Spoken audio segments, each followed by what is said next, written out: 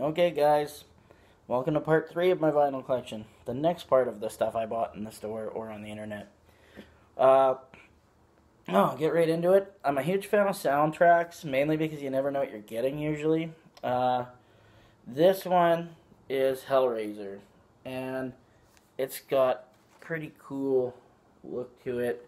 I like these because it gives us ideas for rap beats, because yes, rappers do steal fucking samples from things like this, but I especially just love it because it's atmospheric. I like soundtracks for that particular reason. This is not my favorite soundtrack. Actually, I sold my brother my Evil Dead soundtrack that I got, the Blood Red edition. That it was remade by the guy who did the original score. And now it's like super fucking hard to find without spending like $200 or $160 or whatever. So my brother's just laughing at me now because he won't sell it back to me. But just fine, I can still hear it when I want and all that. But it's still a bit of a bummer. All right, so next up here, I just got this the other day. This is sort of a guilty pleasure as well, I would say. This is Jack Off Jill. This is a Riot Girl group from the 90s that were a huge influence on Marilyn Manson, who, image-wise mostly, plus the way he wrote back then. This is Sexless Demons and Scars. This is their first album. And it's got some pretty good songs. Horrible's pretty good. My Cat. Girl Scout, I think. Swollen. Everything's Brown. Terrible song title, but it's actually probably my favorite song on the album. Closing track.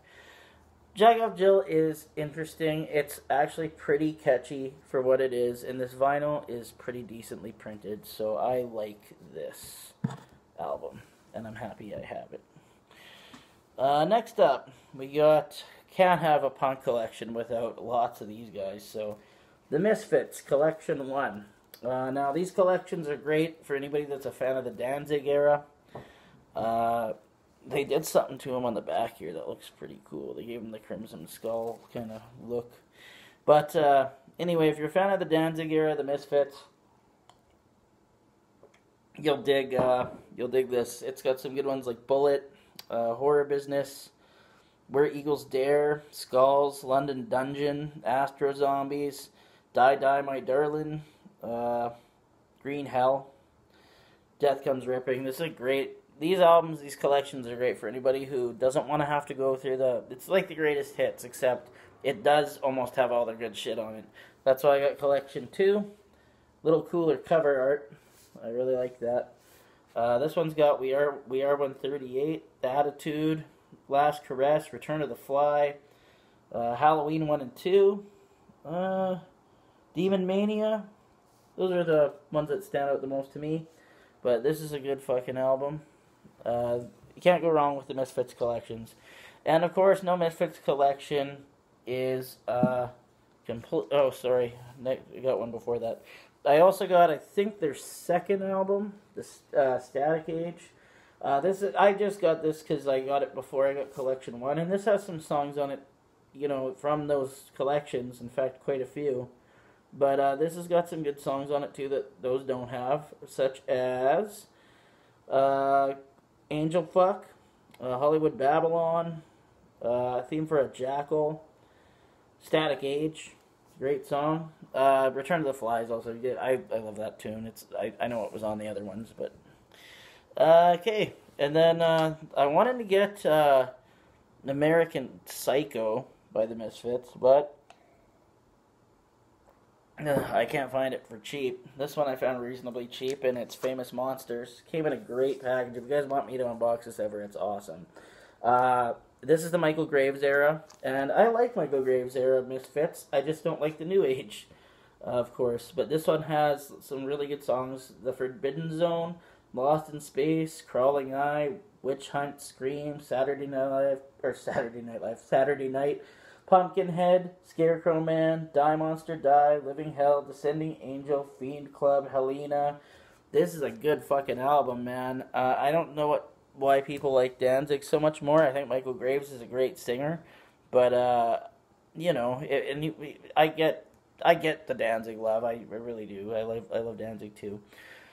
Now we're getting to the real good stuff, stuff that I really love. Oh,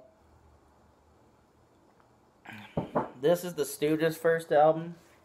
My collection would not be would not be complete without all the Stooges. I love Iggy Pop, hence why I called myself Billy Pop. Actually, that's how much I love Iggy Pop.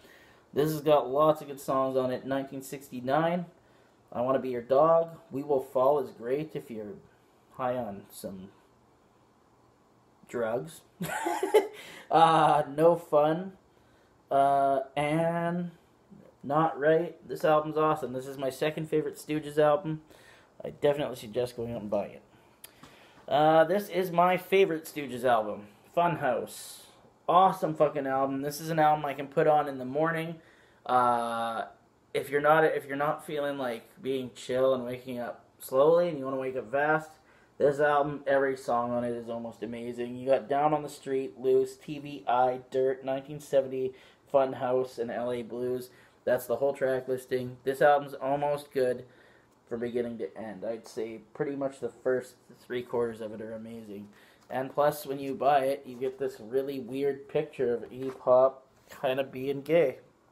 I don't know what the hell that's about, but yeah. No, this is a great fucking album. And it's got high energy.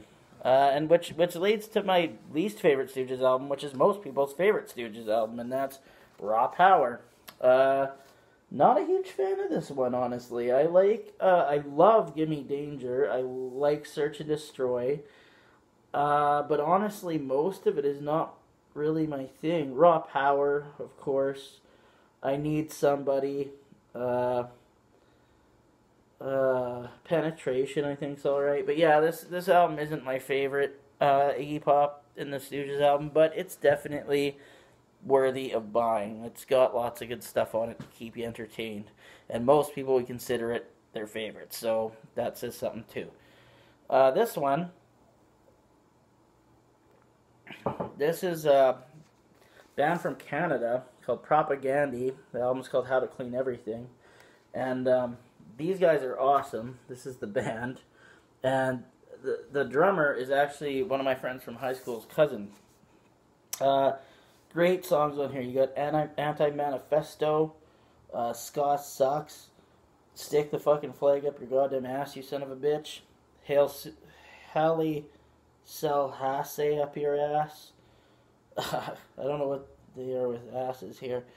Homophobes Are Just Pissed Because They Can't Get Laid. This band's just very politically charged punk music. They're fun. They're fun to listen to. Now for the biggest soundtrack collection I got in my collection, and that is my Twin Peaks soundtrack collection. I love the music on the show. It's called like dark room jazz for the most part, but it depends on the soundtrack. Like this is the soundtrack to the original series. I won't bore you to death with everything Twin Peaks here. This is the soundtrack for Fire Walk With Me, the movie. This has got some... These first two albums have almost no vocals on them. It's mostly just trippy sounds. This one is the Bang Bang Bar album for the newer series, and this has all the bands that play in the show. So like not the scores, but the bands that play, which there's a lot. They play at the end of every episode. There's lots of interesting stuff on there. Very good stuff, actually.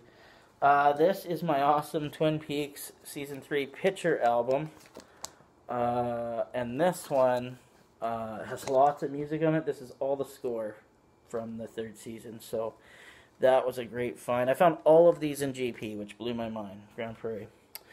Now we've got the only fucking rap album I have on vinyl, but that's because it lends itself so well to vinyl. And that is Enter the Wu-Tang by the Wu-Tang Clan, 36 Chambers. And this has got some great songs on it. Bring the Ruckus, Shame on a Nigga, pardon my French, but Protect Your Neck, your neck, sorry, The Mystery of Chess Boxing, Wu-Tang Clan Ain't Nothing to Fuck With, Cream, of course, Method Man. This album's awesome, and the reason it sounds so good on vinyl is because a lot of it was recorded using records and stuff, so kind of helps. This one should be in the C section, but this is by far, it sounds decent for what it is, but it was this band, Choking Victim, No Gods, No Managers. This is a great album, but this printing, when it got to me, it was printed, so one side of the record was fat, the other side was thin. This fucking shit is the only one of my records that this stuff won't stay on. It always gets bunched up. And it makes sense, because this band recorded their first album with welfare checks. But I love this album. 500 Channels, In Hell, Crack Rock Steady, Suicide, Fuck Reality, Money, Hate Your State, Five Finger Discount. This album's great. Definitely raw and unforgiving. I love that about it. We're getting to the end now. I don't know how to pronounce this record's name, but it's one of my favorite albums ever made. So I had to get it. And this album, if you guys get me to unbox this for you, it's really cool. But this is, I want to say, Dew Glow or something by ZZ Top. I've been listening to this since I was a kid. My dad and me love this album, along with everybody else in my family, I guess. This has got great tunes on it. It's the only ZZ Top album that nobody fucking has. And it's like the best one. It's totally blues-based. Every song on this is good. You cannot go wrong with this album. It's by far one of my favorite albums in existence. And that's saying something, because I'm not a huge ZZ Top fan. Not going to lie. So now I got two more here. These ones are... The first one's pretty impressive. The last one, not so much. This one is great. This is AFI, the All Hallows EP, and picture disc, and this only has 4 songs on it. It's a fucking great album. Yeah, this isn't even a 45. I thought it was for a minute. That makes no sense. Why would I think that? But no, this album is fucking great. This is back when they were at their peak of being awesome. And I know that people that have heard AFI's newer music would not even... They would be like, either you'd love it or you'd hate their old stuff. But I think their old stuff is by far the best. And the only other album I got, and it is a 45. Well, I have to keep it in this, but it's not impressive. But it's Distillers, the single for Dismantle Me. And it's got another band called The Regrets that do a cover of it, the same exact song on the other side. Not my favorite album that I got, but it's definitely the first Distillers album I found, and I got it for like $5, so it was kind of worth it. But anyway, guys, that is the vinyl collection so far, and as I get more, I'll show more. I'm still waiting on one in the mail. The offshoot of the Choking Victim band, they had another band called Leftover Crack, and I'm waiting on their newer album, newest, called Constructs of the State, and it's just as great. I love Choking Victim. So, I hope I didn't offend anyone with all the song titles. Anyways, hope you enjoyed, and show me your vinyl collection. Let me know what your favorite albums are. Let me know if you have anything I got or something I should pick up on vinyl. I would like to hear back from you. So, without further ado, guys, peace and have a good one, and enjoy a corona-free lung. Bye.